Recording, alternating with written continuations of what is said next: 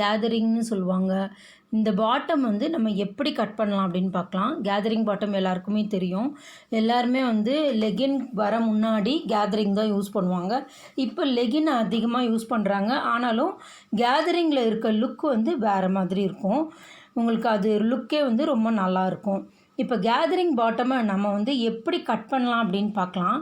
இப்போ இந்த மாதிரி ஃபோல்டிங்கில் நீங்கள் கிளாத்தை போட்டுக்கோங்க. அதாவது கார்னர் ஒன்றா வர்ற மாதிரி இங்கே பாருங்கள், இந்த மாதிரி ரெண்டாக ஃபோல்டு பண்ணிவிட்டு இந்த கார்னரும் அந்த கார்னரும் ஒன்றா வர்ற மாதிரி மடித்து போட்டுக்கோங்க.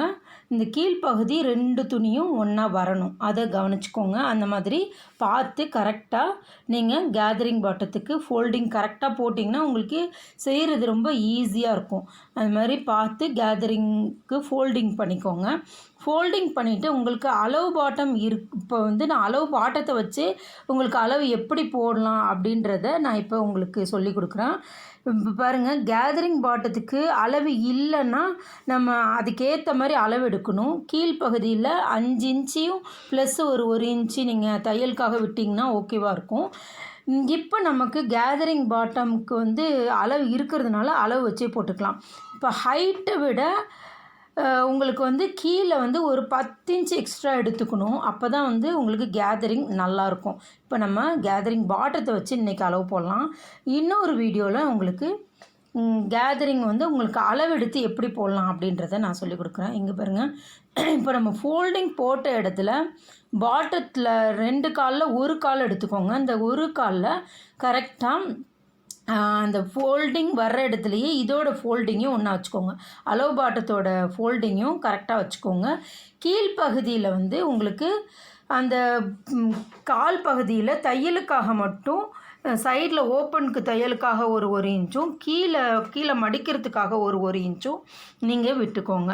அதுக்கு அடுத்து நம்ம கேதரிங்கோட அளவு இது கரெக்டாக இருக்குது அப்படின்றதுனால அதையே கரெக்டாக மார்க் பண்ணிக்கோங்க. அதே அளவை மார்க் பண்ணிவிட்டு தையலுக்காக 1 இன்ச்சு இல்லைன்னா 1.25 இன்ச்சு நம்ம விட்டோன்னா வேணும், இன்னும் கொஞ்சம் லூஸ் வேணும் அப்படின்ற போது நம்ம வந்து கொஞ்சம் லூஸ் பண்ணிக்க முடியும். அதனால் 1 இன்ச்சு 1.25 இன்ச்சு நம்ம தையலுக்காக நம்ம துணி விட்டுக்கலாம். இப்போ பாருங்கள், இந்த அளவுக்கு நீங்கள் விட்டுக்கோங்க, ஒரு 1.25 இன்ச்சு. இப்போ சுருக்கம் இல்லாமல் லெவல் பண்ணி இந்த ஃபோல்டிங்கை நீங்கள் போடணும். அந்த பாட்டத்தை வந்து நீங்கள் அதில் வைக்கணும். அளவு துணி மேலே அந்த அளவை வந்து கரெக்டாக நீங்கள் சுருக்கம் இல்லாமல் வச்சிங்கன்னா மட்டும்தான் உங்களுக்கு அளவு பாட்டத்தை வச்சு போட்டாலும் உங்களுக்கு கரெக்டாக கிடைக்கும். இந்த மாதிரி போட்டுக்கோங்க. இப்போ இந்த கால் பகுதி, அதாவது சீட்டுடைய உயர பகுதியில் வந்து உங்களுக்கு துணி பத்தாது. எப்பயுமே கேதரிங் பாட்டத்தை பொறுத்த வரைக்கும் துணி வந்து குறைவாக தான் இருக்கும். இப்போ பாருங்கள், இந்த தையல் முடியுது பாருங்கள், பெல்ட்டு முடிகிற இடத்துல ஒரு தையல் ஜாயிண்ட் வரும். அந்த ஜாயிண்ட்டுக்கு நேராக கரெக்டாக ஒரு 1/4 இன்ச்சு 1/2 இன்ச்சுக்கு மேலே தள்ளி மட்டும் ஒரு அளவு மார்க் பண்ணிக்கோங்க.